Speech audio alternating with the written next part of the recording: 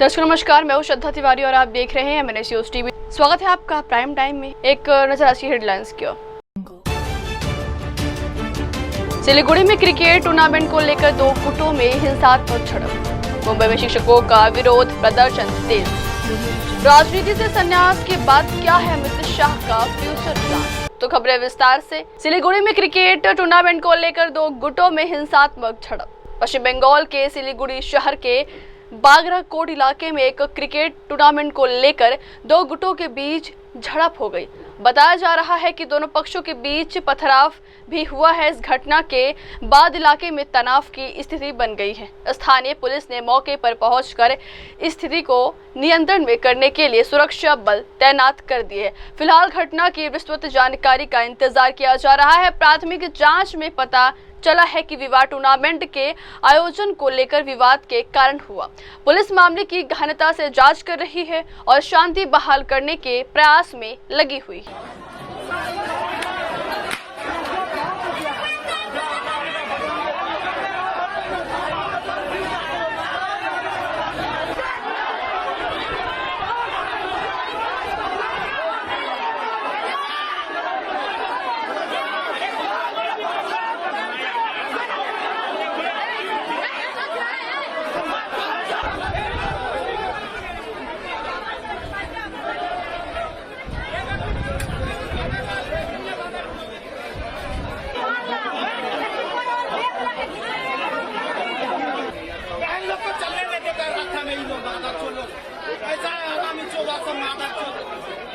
लड़की लोग को टोकता है, हम लोग का बहन जब जाता है।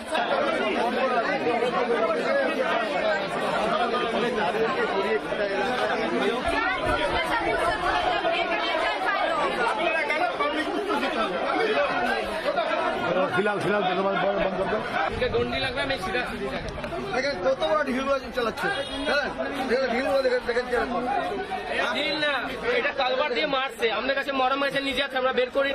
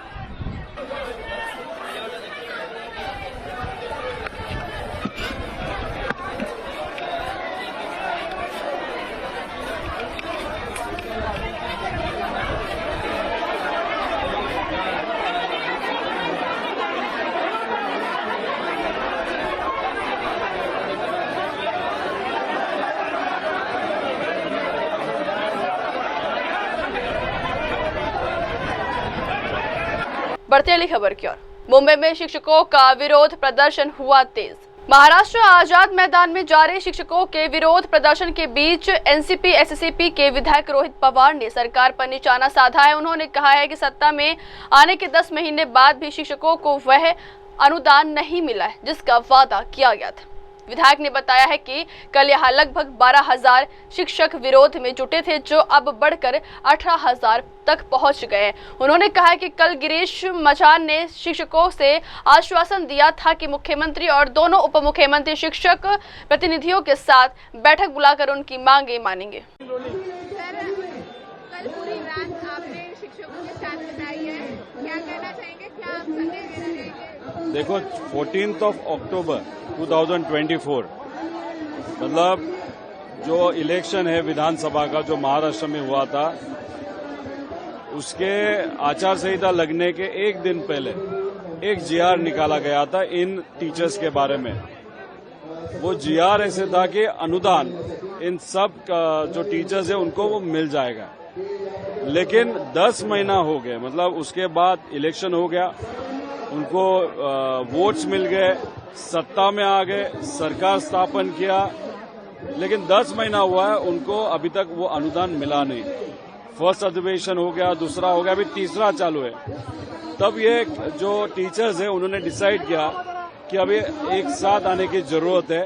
इसलिए अगर आप देखो कल 12,000 लोग थे, अभी 18,000 लोग हैं।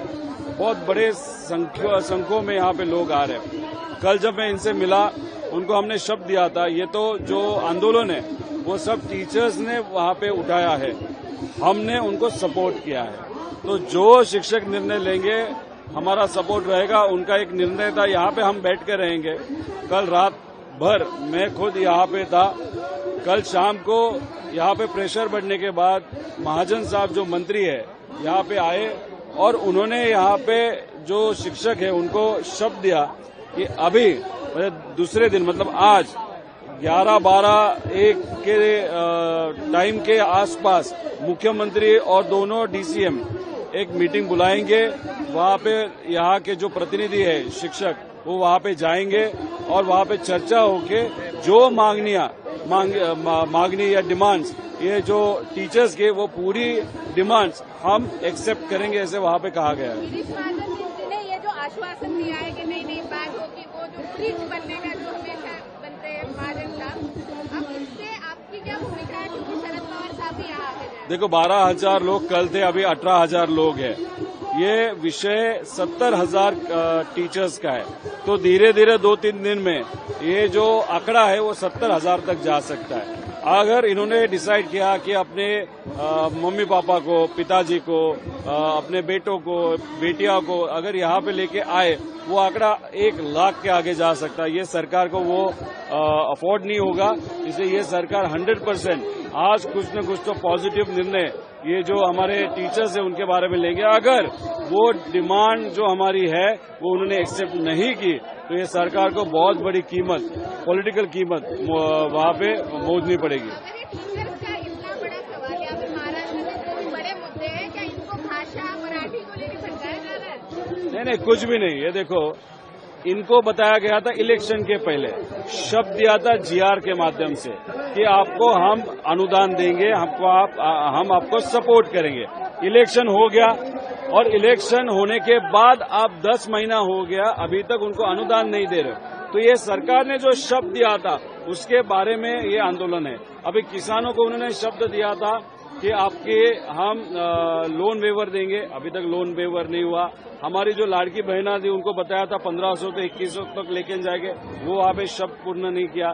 तो इन लोगों का और महाराष्ट्र के तमाम जनता का कहना है ये सरकार झूठ बोलते हुए सत्ता में आई है और सत्ता में आने के बाद लोगों को ये भूल गई है। तो ये आंदोलन इस सरकार को याद दिलाने के लिए है कि आपने ये शब्द दिया था जो आपको पूरा करना पड़ेगा। सर, एक आखिरी सवाल और आदित्य ठाकरे भी अभी थोड़ी देर में यहाँ आने वाले हैं। आपकी यूनाइट महाविकास आघाड़ी की अभी क्या भूमिका है, क्या मैसेज करना? महाविकास आघाड़ी तो इन सबको सपोर्ट कर रही है। हमारा कहना है कि ये सरकार सिर्फ कॉन्ट्रैक्टर को सपोर्ट कर रहा है।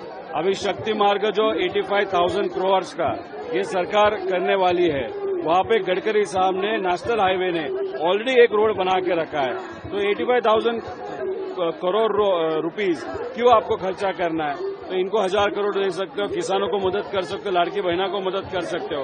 महाविकास आघाड़ी एक कॉमन मैन के साथ है, कॉमन पर्सन के साथ है, लेकिन ये सरकार कॉन्ट्रैक्टर के साथ है। बढ़ते अगली खबर की ओर। राजनीति से संन्यास के बाद क्या है अमित शाह का फ्यूचर प्लान? केंद्रीय गृह मंत्री अमित शाह ने गुजरात, मध्य प्रदेश और राजस्थान के सहकारिता क्षेत्र की माताओं, बहनों और अन्य सहकारी कार्यकर्ताओं के साथ सहकारिता संवाद में शामिल हुए।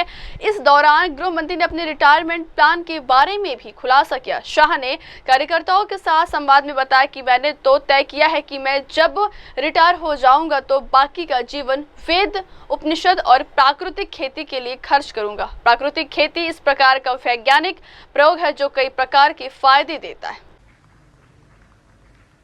देश के शीर्ष नेतृत्व प्रधानमंत्री श्री नरेंद्र मोदी जी की दूरंदेशी से 2021 से स्थापित सहकारिता मंत्रालय माननीय सहकार मंत्री श्री अमित भाई शाह जी के मार्गदर्शन में आज सहकारिता का ढांचा मजबूत हो रहा है, सशक्त हो रहा है।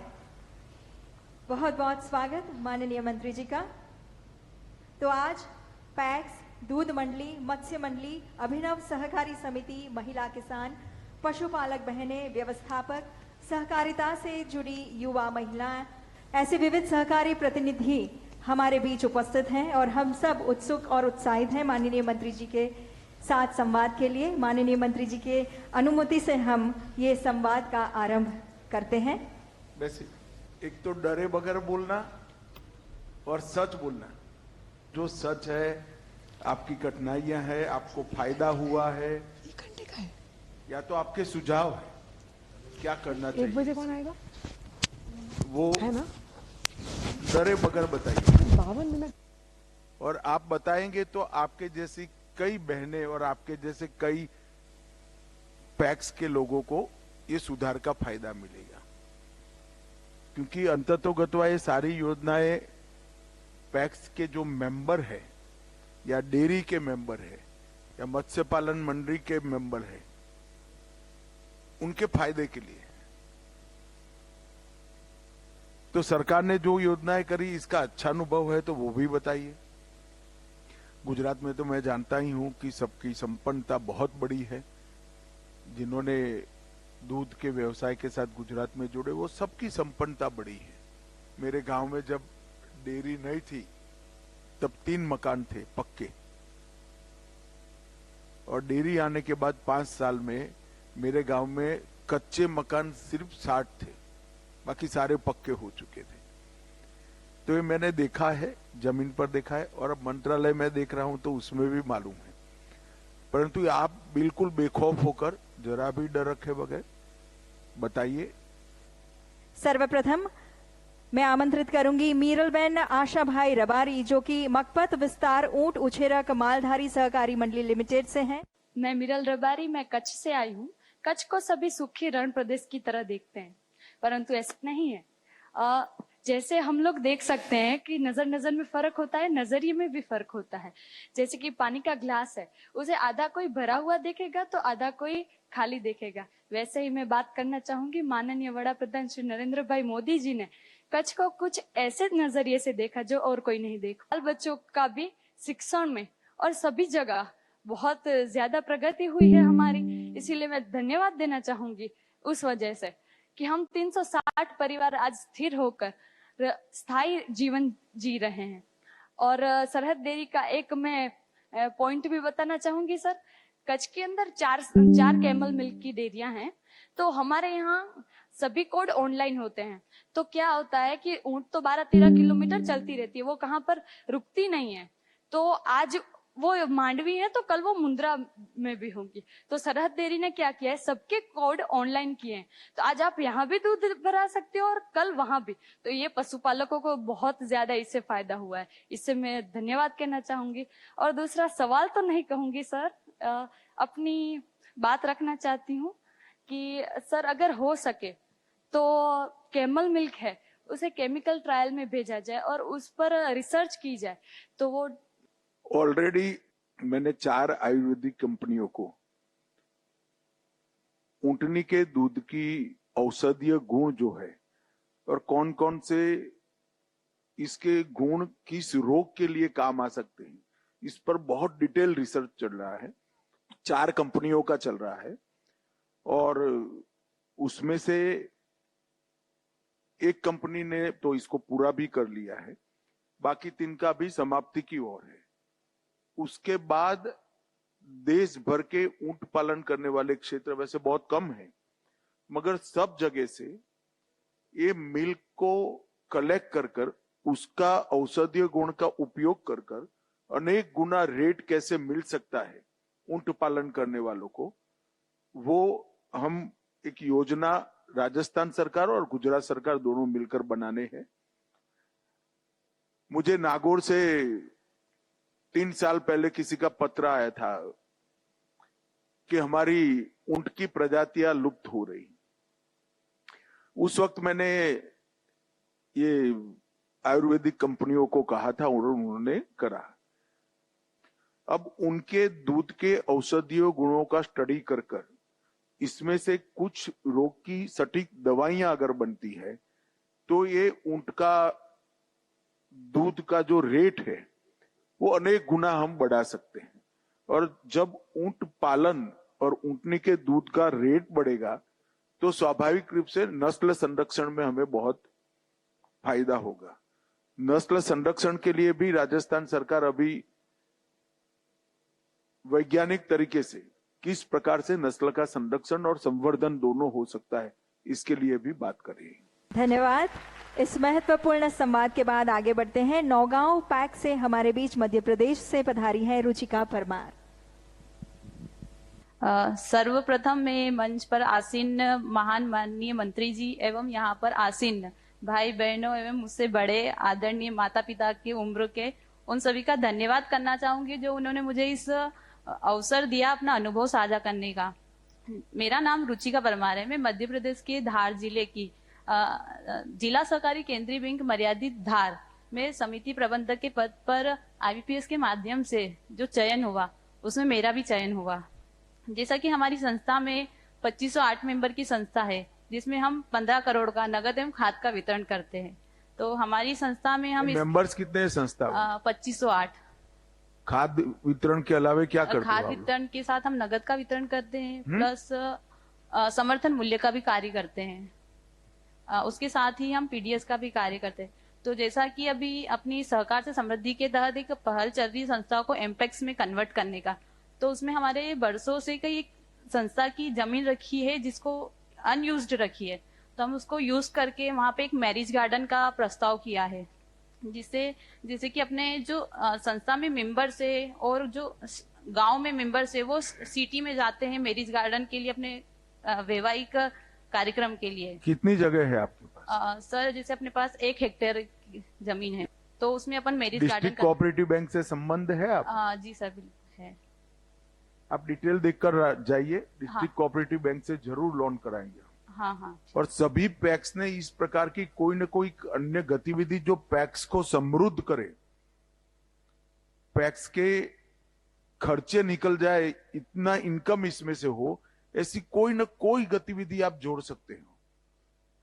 जैसे कई सारी गतिविधियां हैं, जैसे अब हर घर नल का योजना आया, इसका मेंटेनेंस पैक्स कर सकते हैं। CSC पैक्स भी बन सकते हैं, डेयरी भी बन सकती है, माइक्रो ATM आप ले सकते हैं, बैंक मित्र बन सकते हैं। कई सारे ऐसे काम है जो पैक्स कर सकता है। लगभग 25 ऐसी अलग अलग छोटे बिजनेस हमने निकाले। अब इसमें मैरिज हॉल नहीं है मगर कर सकते हैं, इसमें आपको कोई नहीं रोक सकता। आप भारत सरकार के सहकारिता विभाग की साइट पर जाएंगे और मॉडल बाइलॉज को डाउनलोड करेंगे तो ढेर सारी चीजें कैसे आपको अधिकार देती है वो मालूम पड़ जाएगा। और हमारी साइट पर मल्टी डायमेंशनल पैक्स के लिए जितनी भी चीजें हमने खोली है वो सब इसके अंदर समाहित है। आप डिटेल देकर जाना। डिस्ट्रिक्ट कोऑपरेटिव बैंक में आप लोन की अर्जी करो, हम जरूर कराएंगे आपसे। हाँ, कैसा कितना टर्नओवर कितना होता है? सर अभी 15 करोड़ का अपन कर रहे हैं।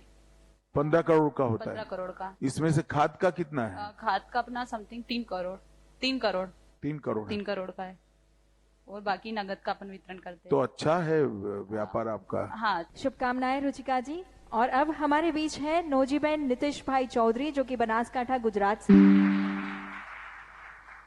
और सब हमारे गांव में आप आए थे, तब से हमारे गांव में माइक्रो ATM की शुरुआत हुई। पहला हमारे गांव में कोई माइक्रो ATM के और कोई नहीं थे, इसलिए हमारे गांव वासियों को दूसरे गांव में जाना पड़ता था। आपको मालूम है माइक्रो ATM में नहीं सूद ब्याज कितना लगता है मालूम है? हाँ सर, ये तो ब्याज कोई ना लगे।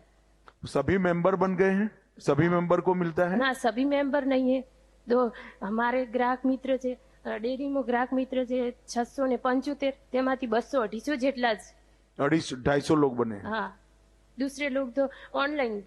रोज कितना दूध आता है आपकी हमारी मंडी में? 12,000 लीटर। 12,000 लीटर। हाँ, पहला हमारी डेयरी में જ્યારે हमारी मंडली ની શરૂઆત गुजरात के बाहर के जिलों में जिले का 12,000 लीटर नहीं हमारी मंडली ની શરૂઆત થઈ ને ત્યારે 46 લીટર દિવસનો આવતો। और टोटल कितने पशु है मंडी से संबंध? એમની જોડે 100 પશુ છે। એમનો એક વર્ષનો 1 કરોડનો दूध આવે हमारी 1 करोड़। हाँ भाई करोड़पति दूध बनाने वाले लोग हैं, ताली बजाओ आप। માઇક્રો એટીએમ ની તમે શરૂઆત કરાવી એ બદલ હું અમિત શાહ સાહેબનો ખૂબ ખૂબ આભાર માનું છું. બેન, મારો આભાર માનવાની જરૂર નથી, ગલબાભાઈ નો આભાર માનજો. हाँ, आपका डेयरी गलबाभाई ने बनाया था અમને और 50,000 उन्होंने बड़ी રૂપિયાનો ક્રેડિટ क्रांति કાર્ડ करी. પણ આપ્યો છે. आज बनासकांठा जैसे दूरस्थ एरिया में, मैं जब पैदा हुआ तब बनासकांठा में स्नान के लिए पानी सप्ताह में 1 दिन मिलता था. मध्य प्रदेश राजस्थान वालों को मालूम नहीं होगा, बनासकांठा और कच्छ ये हमारे यहाँ बहुत पानी की तकलीफ वाले जिले थे गुजरात में. और वहां आज एक परिवार 1 करोड़ रुपया साल का दूध में से कमाता है. ये बहुत बड़ी बात है भाई, और बहुत बड़ा परिवर्तन हुआ है. अभिनंदन नौजीबेन आपको इस सफलता के लिए। और अब हम आगे बढ़ते हैं, राजस्थान डूंगरपुर से हमारे साथ हैं सीमा भगत जी। सबसे पहले मंत्री जी और आप सभी को मेरा जय श्री कृष्णा। सबसे पहले मैं आपका आभार व्यक्त करना चाहती हूँ सर, मंत्री जी और पीएम सर का, कि हमने आपको हमें सहकार मंडल से जोड़ा। इसके लिए हम हमारी महिला समिति में जुड़ सके और हमने महिला को आत्मनिर्भर बनाने के लिए सोचा। हमने हमारी महिला गांव के, हम जनजाति क्षेत्र की महिला हैं और हमारी महिलाओं ने हमें 50 मेंबर बनाए जो 50-50 रुपए से उनको बचत करना सिखाया। आपकी कोऑपरेटिव क्या करती है? कोऑपरेटिव हमारे कोऑपरेटिव बैंक से हमें जुड़े हैं सर। कोऑपरेटिव बैंक से जुड़ी है? हाँ सर, हमारी महिला समिति हूँ। नहीं, आपकी महिला कोऑपरेटिव सोसाइटी है? हाँ, कोऑपरेटिव सोसाइटी। वो गतिविधि क्या करती है, काम क्या करते हैं आप लोग? सर, हम पहले महिला सभी को 50-50 रुपए इकट्ठा करके उनका समूह बनाया घर जाकर, फिर महिला को बचत करना सिखाया। इसके बाद में सभी महिला हमारे उसके प्रति आत्मनिर्भर होने लगी, उनको अच्छा लगा हम अपनी खुद की बचत कर सकते हैं यूं करके। सभी ने 1 से 2, 50 से फिर 100 हुई, 100 से 200, अब हमें 600 महिला के समूह बन गए हमारे।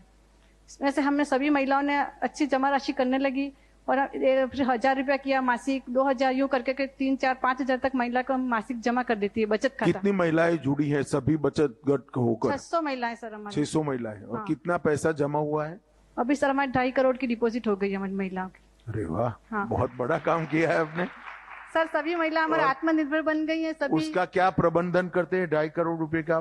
सर, सभी महिला को हम ऋण देते हैं क्योंकि उनको अभी कृषि पालन है, पशुपालन है, कुटीर उद्योग है, कोई महिला बच्चों की पढ़ाई के सारी लिए। वसूली आ जाती है? हाँ सर, सभी महिला उतना अपना व्यवसाय शुरू कर दिया है सभी महिलाओं ने, तो खुद के ऊपर निर्भर हो सभी हमारे मासिक किस्त के रूप में राशि जमा करवा देती है और सभी महिला हमारे आत्मनिर्भर बन गई है। कितना पैसा डूबा है, दिया और नहीं सर, आया? हमारे कभी भी 1 भी रुपया नहीं डूबा है। सभी महिलाएं हमारे काम करती है, महिला 2 कर्मचारी काम कर रहे हैं। बहुत अच्छी बात है।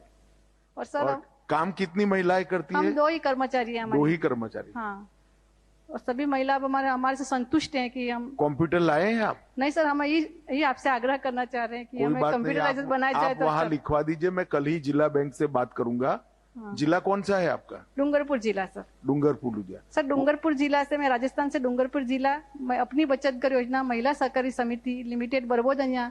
वो आप लिखवा दीजिए, बहुत कम ऋण से आपको जिला कोऑपरेटिव बैंक कंप्यूटर लिखवा जाएगा, आपका ट्रेनिंग भी करा देगी। हाँ सर, आप वहां पर कल लिखवा दीजिए, अभी लिखवा कर जाइएगा। हाँ सर, मेरी ऑफिस से सब लोग, सहकारिता विभाग से सब लोग बैठे हैं, उनको लिखवा दीजिए। हाँ सर, हमारी सभी महिलाएं सर अब जनजाति क्षेत्र में पिछड़ी हुई महिला हैं, अब हमें अच्छा सहयोग करने लगे और सभी महिला आत्मनिर्भर बन गई है हमारी। जरा भाई कोई चिंता करे उनको CSC भी बना देना चाहिए। महिलाओं की प्रगतिशीलता के लिए कार्य कर रही सीमा जी को बहुत बहुत अभिनंदन। और आगे बढ़ते हैं, मध्य प्रदेश के धार जिले से हमारे बीच है सुदामा आचार्य, जो कि कृषि और आंगनबाड़ी क्षेत्र से जुड़ी हैं। मध्य प्रदेश धार जिले से नालछा से आई हूँ। मैं किसान हूँ और मैं सोसाइटी में सदस्य बनी हुई हूँ। किसान कार्ड अब मिला हो। मैं कृषि का काम ही करती हूँ, खेती करती हूँ और आंगनबाड़ी चलाती हूँ। तो खेती में पहले मतलब थोड़ा ज्यादा ये नहीं होता था, पहले खाद भी, अब नए युग का नए हिसाब से हम कर रहे हैं। अभी मेरे को लोन भी मिलता है सोसाइटी से बिना ब्याज पे, और मल्चिंग बिछाना या ड्रिप लगाना, इससे खेती करती हूँ। मेरे को बिना ब्याज पे लोन भी मिलता है सोसाइटी से, और उससे मेरे को फायदा बहुत हुआ है। जैसे मल्चिंग में कामकाज कितना बढ़ा आपका? मेरा पहले से यूं समझ लो कि 75% बढ़ गया है। बढ़ गया है? हाँ, 25 से 75 हो गया है, क्योंकि उसमें अपन दूसरे आसपास वालों को मालूम पड़ता है, आसपास वालों को भी मालूम होता है। मेरा भाई भी है, वो हम मतलब वैज्ञानिक तरीके से ड्रिप लगा के करते हैं। गेहूं पहले गेहूं चने बोते थे, अब गेहूं चने कम कर दिए। नई चीज क्या जो अभी क्या बोया है? अभी टमाटर लगे हुए खरीफ हैं। में क्या बोया है? अभी सोयाबीन भी बोया है, सोयाबीन बोया है, मक्का भी बोई है। फिर अपने अब मक्का सरकार खरीद लेती है एमएसपी पर, मालूम है आपको? हाँ, खरीदते हैं ना। कौन खरीदता है? हम मंडी पहुंचाते हैं, हैं? मंडी में भेजते हैं और सोसाइटी में भी पहुंचाते हैं। मंडी को मत भेजिए आप, 2 संस्था हाँ। है भारत सरकार की जी। ऐप पर आपका रजिस्ट्रेशन करा दीजिए जी। वो रजिस्ट्रेशन करने से आप एकदम सेफ हो जाएगी इस हाँ। दृष्टि से अच्छा। कि एमएसपी के रेट से मक्का वो खरीदने के लिए आपको गारंटी दे देंगे। अगर मंडी में उससे ज्यादा बिकता है, ज्यादा रेट से बिकता है, तो आप बेचने के लिए मुक्त हो। मंडी में रेट गिर जाएगा तो भारत सरकार उसी रेट से खरीद लेंगे, सीधे खरीदेंगे। हाँ, आपको हाँ। कोई चिंता करने की जरूरत नहीं। हाँ, आपके बस स्टेशन पर आकर वो आपका मक्का उठा जाएंगे। तो आप सभी मक्के के किसानों को और दलहन के किसानों को ये कह सकती हैं कि भारत सरकार 100% मक्का और दलहन 2 चीजों पे दो चीजें खरीद लेगी। और वो तभी खरीदेगी जब आप वो ऐप पर रजिस्टर कर लोगे। रजिस्ट्रेशन करवाएंगे। और अगर मक्के का रेट ज्यादा हो गया बाजार में तो आप बाजार में बेच दो, आपका कोई दोष नहीं है। कम हो गया है तो सरकार खरीद लेगी। आप मेरी बात समझ रहे? समझ रही सर। तो दोनों ओर से आपका ही फायदा है ना। हाँ, फायदा। कम हो गया है तो सरकार ज्यादा दाम से खरीदेगी, ज्यादा हो गया तो आपको दाम मिल दाम जाएगा। ज्यादा मिलेगा, दोनों तरफ से फायदा होगा। तो सभी लोगों ने जहां मक्का और दलहन की खेती होती है वो जगहों पर किसानों को भारत सरकार ये ऐप के साथ जोड़ने के लिए कहना चाहिए। हाँ जी। कितने लोग मेरी बात समझे हैं? कोई सुझाव नहीं है ना आपका? कोई सुझाव है? सुझाव सर, अभी वो एक नई मशीन निकली है, अपने जैसे तो जैसे अपन खरीद सकते हैं, पर जैसे किसान कोई थोड़े गरीब है तो उनके लिए वो फायदेमंद। कभी मैंने सर को बोला है सोसाइटी में कि अगर आप मंगवा दो तो वो सब्सिडी मिलती है। हाथ से चलाने की मशीन, मक्का लगाने की, मजदूरी बहुत ज्यादा हो गई, मजदूर मिलते नहीं अभी, तो बहुत परेशान होते हैं इंसान। अभी एक नई योजना आई है हमारी, अच्छा। जो सारे प्रयोगों को संकलित कर वो प्रयोग का फल हर कोऑपरेटिव के पास पहुंचे, इसके लिए भारत सरकार योजना बना रही है। मेरी 2-3 बैठकें इसके ऊपर हो गई है। मैं आपको विश्वास दिलाता हूं कि 2-3 साल में हर कोऑपरेटिव, जो दूध कोऑपरेटिव है, उसका गोबर, जैसे बहन जी ने कहा कि ऑर्गेनिक खातर बनाने के लिए उपयोग होगा, गैस बनाने के लिए उपयोग होगा और कई प्रकार के उपयोग उसमें से होंगे। और आने वाले दिनों में गांव में 500 परिवार मानो दूध उत्पादन का काम करते हैं। इसमें से 400 कोऑपरेटिव में होंगे, 200 प्राइवेट दूध वाले को दूध बेचते होंगे। उनके पशु के गोबर का काम भी हम कोऑपरेटिव को दे देंगे, उनके टीकाकरण का काम भी करेंगे, पशु आहार देने का काम भी करेंगे। तो सभी लोगों ने अपनी जिला डेयरी के साथ संपर्क बनाए रखें। 6 माह में सारी योजनाएं कॉन्क्रीट स्वरूप लेकर आपकी कोऑपरेटिव तक पहुंच जाएगी। परंतु मेरा आप सभी से दूध उत्पादक मंडियों से आग्रह है कि त्रिभुवन काका की एक फोटो जरूर अपनी कोऑपरेटिव में लगाइएगा, जिन्होंने गुजरात की सारी कोऑपरेटिव की बहनों को इतना समृद्ध किया है। और उसी के पैटर्न पर, जैसे आनंद से बहन जी आई, उन्होंने क्या, इनके गांव में लाल बहादुर शास्त्री जी एक दिन रुके थे, त्रिभुवन काका उनके साथ में रुके थे और शास्त्री जी को उन्होंने कन्विंस किया कि ये सिर्फ गुजरात में क्यों, इसके आधार पर नेशनल डेयरी डेवलपमेंट बोर्ड बना और नेशनल डेयरी डेवलपमेंट बोर्ड से आज 19 राज्यों में इस प्रकार की कोऑपरेटिव दूध की गतिविधि चालू हुई। तो यहां से आनंद के तहसील से जो काम शुरू हुआ वो आज 19 राज्यों में पहुंच चुका है।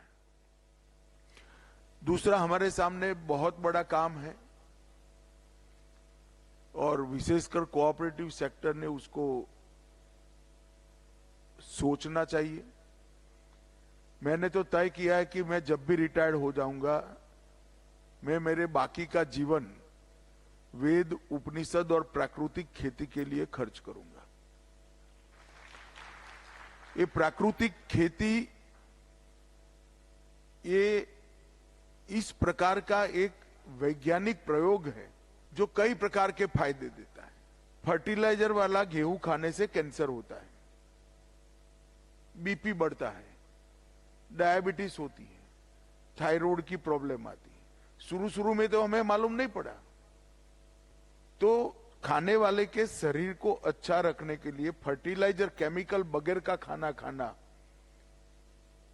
इसका मतलब है दवाइयों की जरूरत ही नहीं पड़ेगी।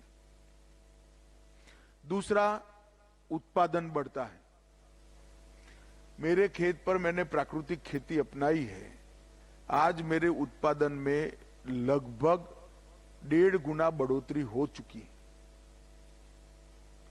आपके खेत में ज्यादा बारिश आएगी तो पानी बाहर चला जाता है ना? जाता है या नहीं जाता है? बोलिए ना, जाता है ना? अगर प्राकृतिक खेती आप करोगे तो एक बूंद पानी बाहर नहीं जाएगा, अंदर उतर जाएगा। क्यों? क्योंकि प्राकृतिक खेती करने के साथ ही केचवे बनते हैं। केचवे मतलब गुजराती में अरसिया कहिए ना આપણે। अब આપણે फर्टिलाइजर डाल कर सारे केचवे मार दिए। ये बड़े बड़े यूरिया के कारखाने डाले हैं, डीएपी के कारखाने डाले हैं, एमपीके के कारखाने डाले हैं, मगर हर केचुआ यूरिया, डीएपी और एमपीके का स्वयं कारखाना है। वो मिट्टी खाता है और खाद बनाकर बाहर निकालता है। मगर हमने जब यूरिया डाला तो केचुआ मर गया। देसी गाय के गोबर से जो बहन जी ने प्रयोग किया है, जीवामृत और पेस्टिसाइड्स भी उसी में से ही बनते हैं। सिर्फ इतने आपको 5 प्लास्टिक के पीप खरीदना है बस। और एक देसी गाय में 21 एकड़ का खेती हो सकता है। 21 एकड़ का, सिर्फ एक गाय में। और गुजरात में तो गाय के, जो देसी गाय पालेगा, प्राकृतिक खेती करेगा, गाय के रख रखाव के लिए 900 रुपया उसको सरकार देती है। आपके नाम पर चेक ही आ जाएगा 900 रुपये का।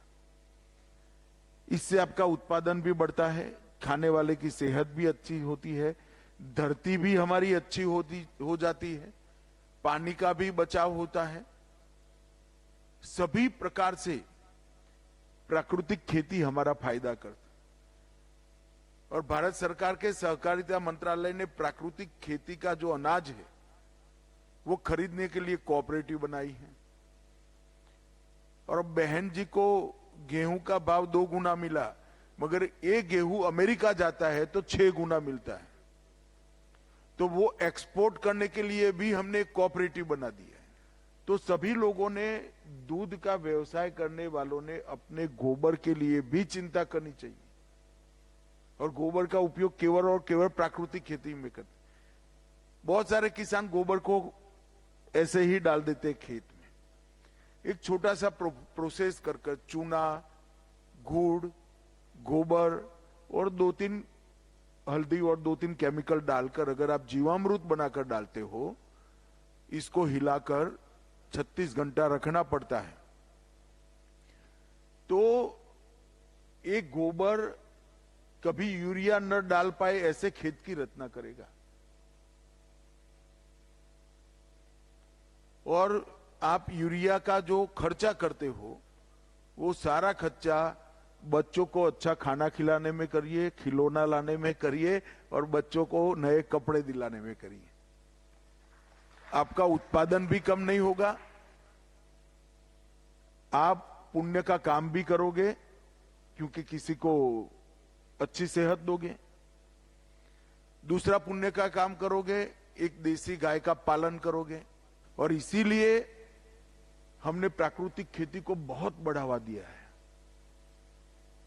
अब 8-10 साल में इसके टेस्टिंग की व्यवस्था हो जाएगी, मंडियां बन जाएगी, खरीदने की व्यवस्था हो जाएगी, एक्सपोर्ट की भी व्यवस्था हो जाएगी। और अमूल के तर्ज पर जो आपका गेहूं है वो एक्सपोर्ट कर जो मुनाफा आएगा, इसका मुनाफा सीधा आपके अकाउंट में पर किलो के हिसाब से वापिस आ जाएगा।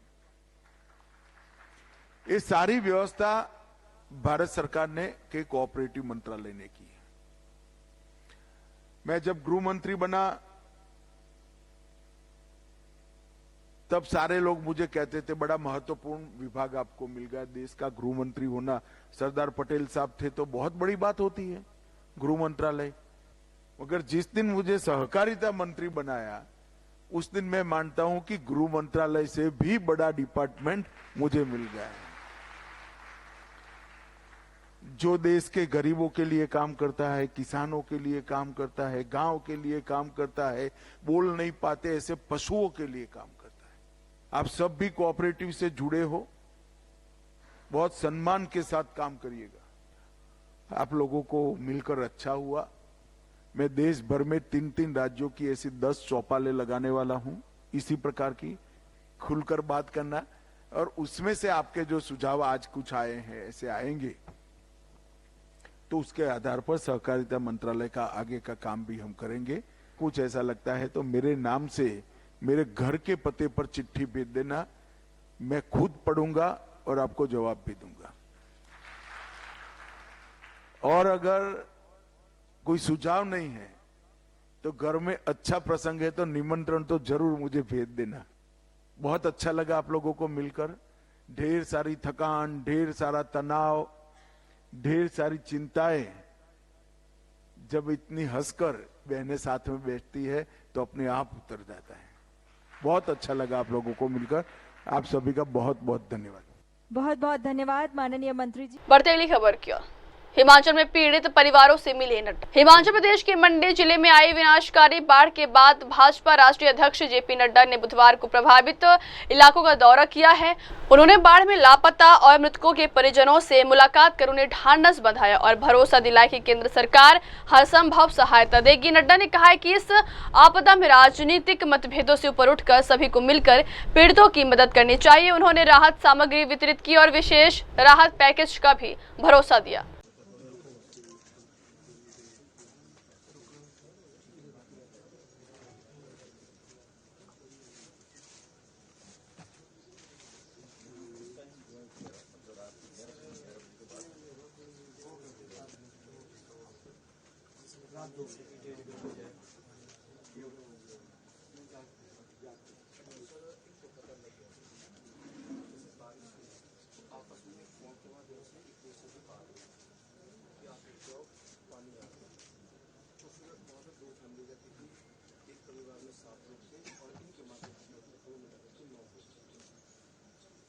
लेंटर वाला घर था, ऊपर कच्चा घर था।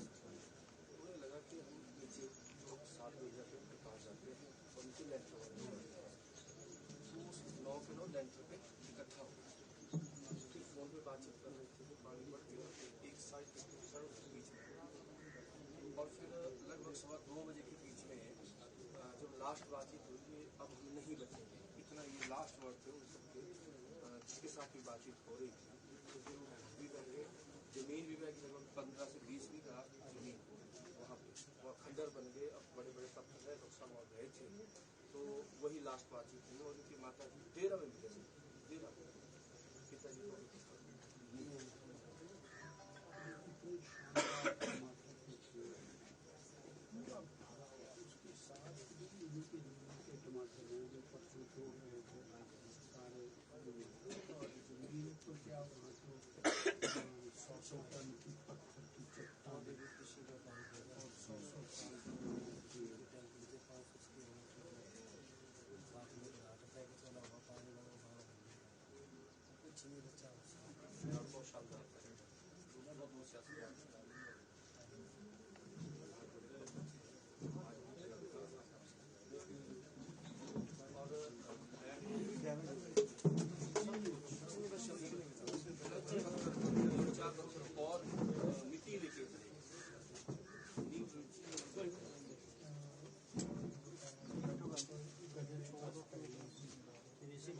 बढ़ते अगली खबर की ओर।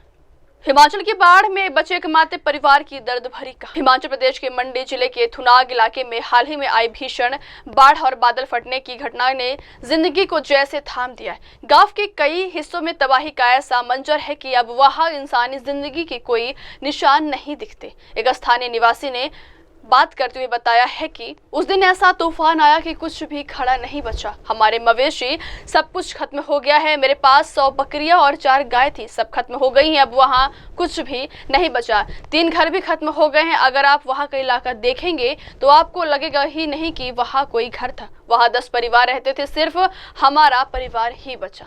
बताना चाहेंगे उस दिन क्या क्या हुआ था? उस दिन ऐसी तूफान आया कि भाई बिल्कुल कोई भी चीज वहाँ पे कुछ भी नहीं बचा हुआ, जिसमें भेड़ बकरियां थी, गाय भी थी, हर एक चीज वहाँ पे आज की डेट में बिल्कुल साफ है, बिल्कुल कुछ भी नहीं बचा हुआ है वहाँ पे। मेरे पास लमसम कोई 100 बकरियां थी, वो भी चला गई। उसके बाद 4 गाय थी, जर्सी गाय, वो भी चला गई। 3 मकान थे वहाँ पे, वो भी चला गए। 3 वहाँ पे हमारा परिवार 10 बंदों का था, सिर्फ वही परिवार बचा। गाय के कपड़े थे वही बचे और कुछ नहीं बचा वहाँ पे। इस टाइम वहाँ देखा जाए तो वहाँ कोई ऐसा बोल नहीं सकते, वहाँ घर भी बने हुए थे, बिल्कुल साफ हो गया वहाँ पे। कितने के लोग बहे हैं? हाँ जी, ये लोग कितने बहे हैं? वहाँ 2 भाई, 1 फादर मेरा रहता था। हाँ जी, 10 परिवार सारे थे हम, और 10 के हाँ जी, वहाँ कुछ नहीं बचा। हमारे जितने भी थे वो कुछ नहीं बचा वहाँ पे। हम सिर्फ हमारे परिवार बचे, हम बचे बस, और कुछ नहीं बचा वहाँ पे। बाकी जो लोग हैं वो कहाँ ठहरे? बाकी लोग अभी हाँ, जो स्थानीय हमारा एरिया है, जहाँ हमारा गांव है, वहाँ पे हम ऊपर रह रहे हैं। वहाँ के हमारे एरिया में हर इंसान हमारी हेल्प कर रहा है, ऐसा कुछ नहीं है। पर वहाँ पे नीचे कुछ भी नहीं बचा हुआ है। वहाँ हमारे लिए हेल्प गांव वाले कर रहे हैं, हर चीज वहाँ गांव वाले कर रहे हैं, और हम वहाँ रह रहे हैं। जंगल है, वो जंगल के साथ वो एरिया है, वहाँ रह रहे हैं हम। सरकार से अभी तक तो फिलहाल कुछ नहीं है। अभी बता रहे हैं कि भाई मिलेगा, सब कुछ मिलेगा, मगर थोड़ा वहाँ रास्ता है ही नहीं। चलने फिरने के बाद दिक्कत है, रोडे ब्लॉक है, वहाँ आने की कोई संभावना नहीं है। जब वहाँ पहुंचेगी तो सुविधा सरकार हर चीज बोल रही है कि भाई हम देंगे, मगर अभी तक कुछ नहीं ऐसा। ऐसी बाढ़ आपने पहले भी कभी देखी? नहीं, ऐसी बाढ़ ना कभी हमने देखी, ना कभी आई। हमारा दादा परदादा वहाँ रहता था, वो भी वहाँ पे गुजर गए, मगर वहाँ ऐसी बाढ़ कोई नहीं आई। अब वो ऐसी बाढ़ आई कि जो देखने के लायक नहीं है। वहाँ जमीन मेरी थी, कम से कम 7-8 बीघे जमीन थी। वहाँ पे कोई भी एरिया नहीं बचा जमीन का जो कि वहाँ देखने लायक है। कि हम सरकार से मदद करेंगे कि भाई हमें कोई सुरक्षित जगह दिया जाए, वहाँ पे आप मौका किया जाए कि भाई वहाँ के हालात, ना जगह है, ना जमीन है, ना घर है, ना बाहर है। हमें कोई ऐसी सुरक्षित जगह मिले जाए, वहाँ घर भी मिले, वहाँ 2 रोटी कमाने के लिए हमारे लिए जमीन भी मिले। मैं जैसे यही उम्मीद करना चाहता हूँ सरकार से, ये है। बढ़ते अगली खबर क्या। दिल्ली में बारिश का अलर्ट। मिंटो रोड इलाके में हल्की बारिश। राजधानी दिल्ली के मिंटो रोड इलाके में आज दोपहर हल्की बारिश दर्ज की गई है। गर्मी और उमस से जूझ रहे लोगों को थोड़ी राहत जरूर मिली, लेकिन यह सिर्फ शुरुआत हो सकती है। भारतीय मौसम विभाग ने दिल्ली के लिए ऑरेंज अलर्ट जारी किया है। अनुमान है कि आने वाले घंटों में भारी बारिश, तेज आंधी और बिजली गिरने की संभावना है। बढ़ते अगली खबर की ओर।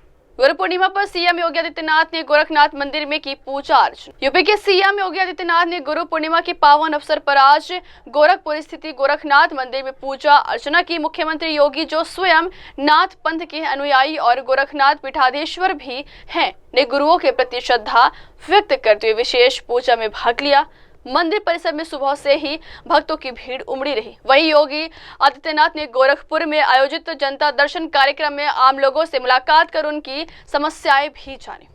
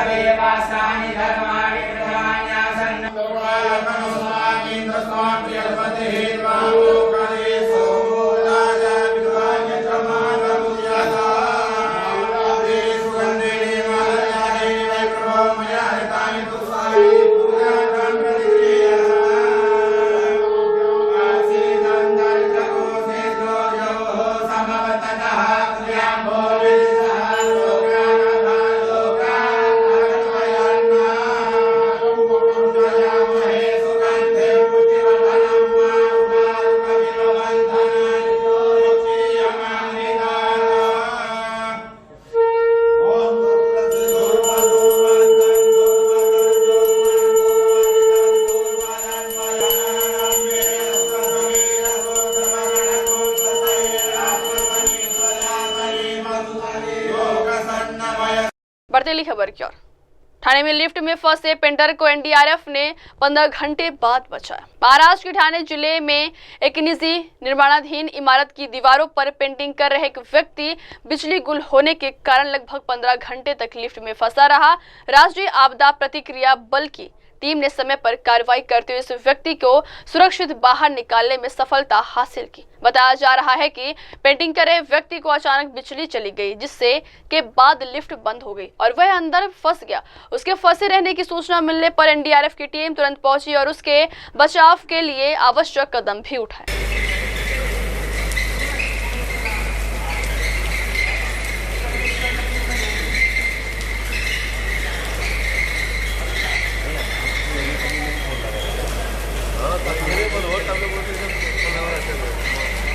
बढ़ती खबर की ओर।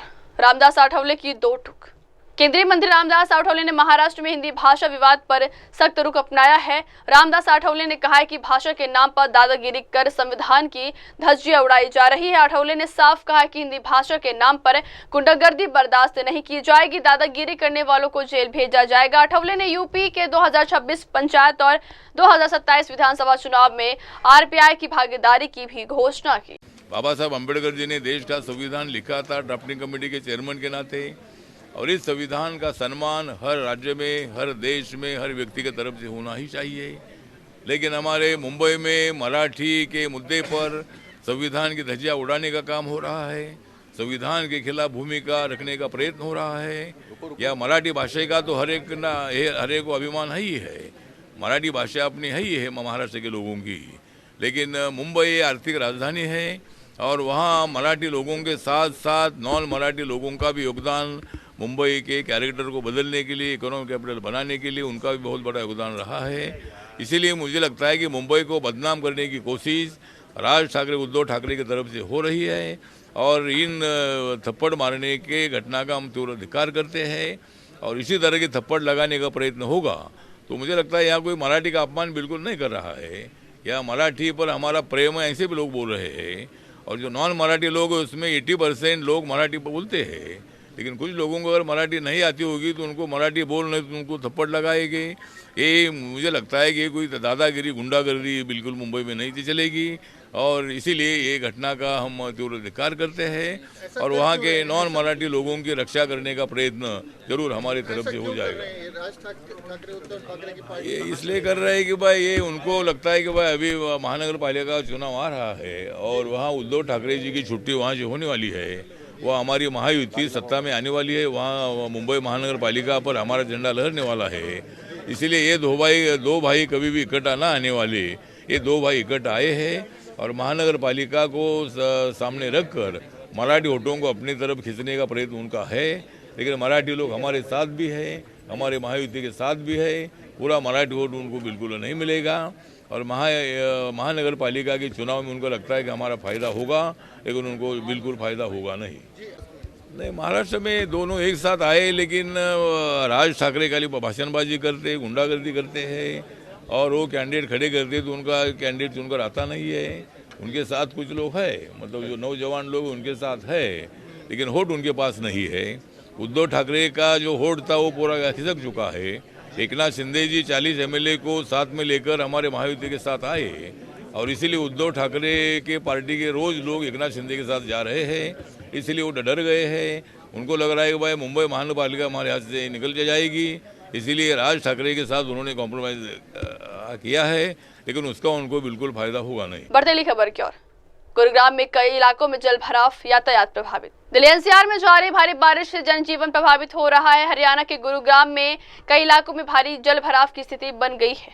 सड़कों पर पानी भरने से यातायात बाधित हुआ है और लंबा जाम देखने को मिला है। स्थानीय प्रशासन द्वारा जल निकासी के प्रयास जारी है, लेकिन रुक रुक कर हो रही बारिश ने हालात और मुश्किल बना दिए। बढ़ते अगली खबर की ओर। सर्वोच्च सम्मान ब्रिक्स समिट कैसी रही पीएम मोदी की ब्राजील यात्रा। पीएम मोदी इस समय 5 देशों की यात्रा पर है। पीएम ने ब्राजील के दौरे के बाद सोशल मीडिया हैंडल एक्स पर यात्रा के अनूठे पल शेयर किए हैं। पीएम को ब्राजील में सर्वोच्च नागरिक सम्मान Grand Collar of the National Order of the Southern Cross से सम्मानित किया गया है। साथ ही पीएम की इस यात्रा के दौरान ब्राजील और भारत के बीच द्विपक्षीय संबंधों को मजबूत करने की पहल भी की गई। पीएम मोदी ने ब्राजील के दौरे के बाद सोशल मीडिया हैंडल एक्स पर पोस्ट करते हुए कहा है कि भारत ब्राजील के बीच की दोस्ती और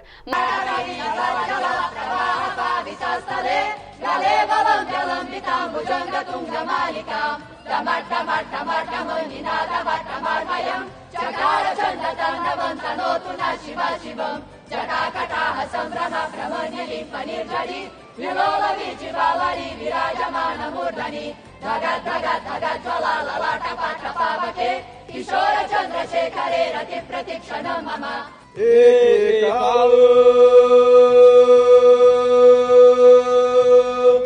एकादशते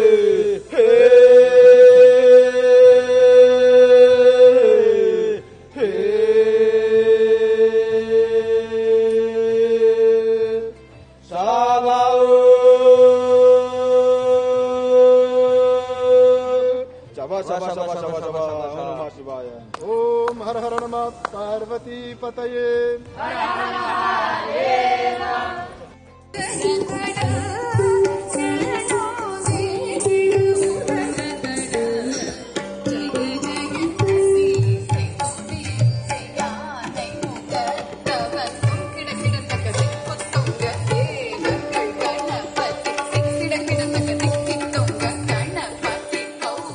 झज्जर में 4.4 तीव्रता का भूकंप। दिल्ली एनसीआर में भी महसूस हुए झटके।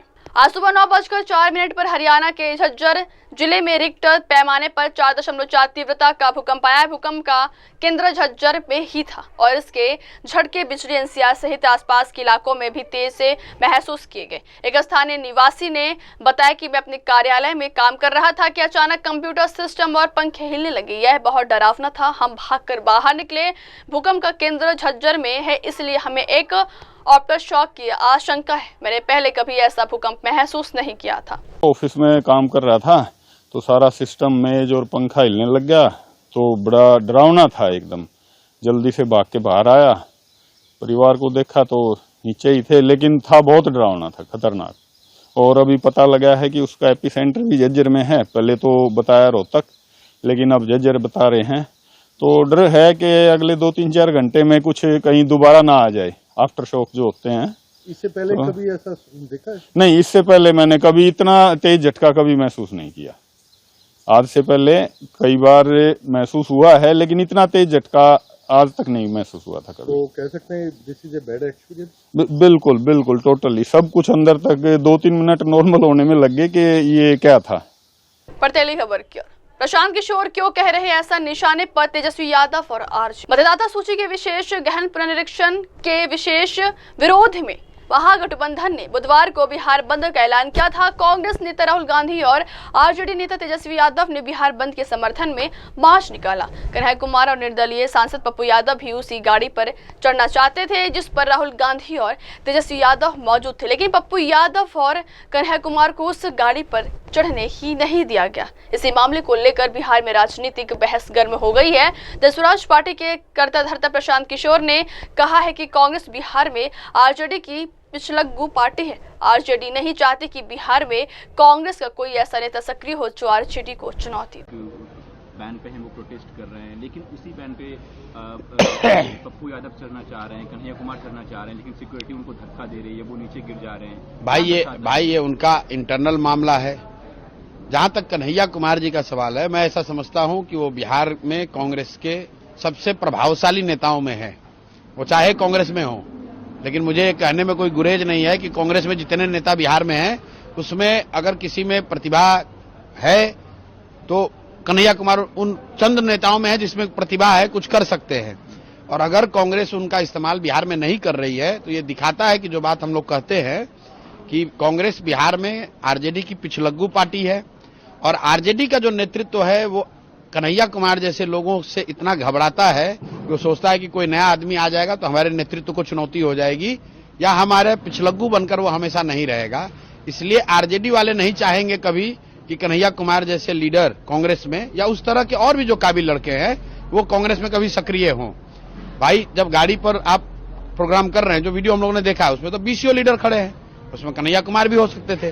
तो सीधा दिखाता है कि आरजेडी का नेतृत्व उन्होंने ये कहा होगा कि भाई कन्हैया कुमार इस पर नहीं रहने चाहिए, इसीलिए कांग्रेस वाले अपने नेता को जो सीडब्ल्यूसी में आमंत्रित सदस्य हैं कन्हैया कुमार, यात्रा निकाल रहे थे बिहार। भाई सीडब्ल्यूसी में आमंत्रित सदस्य हैं, सीडब्ल्यूसी के मेंबर को आप नहीं चढ़ने दे रहे हैं, तो ये कांग्रेस की स्थिति को बताता है और इस बात को कहीं न कहीं प्रमाणित करता है जो हम लोग कहते हैं कि कम से कम बिहार के नजरिए से कांग्रेस का कोई वजूद नहीं है, कांग्रेस का कोई अस्तित्व नहीं है। ये बिहार में आरजेडी का पिछलग्गू पार्टी है, जो लालू जी या राजद का नेतृत्व तय करता है, कांग्रेस वाले बिहार में वही करते हैं।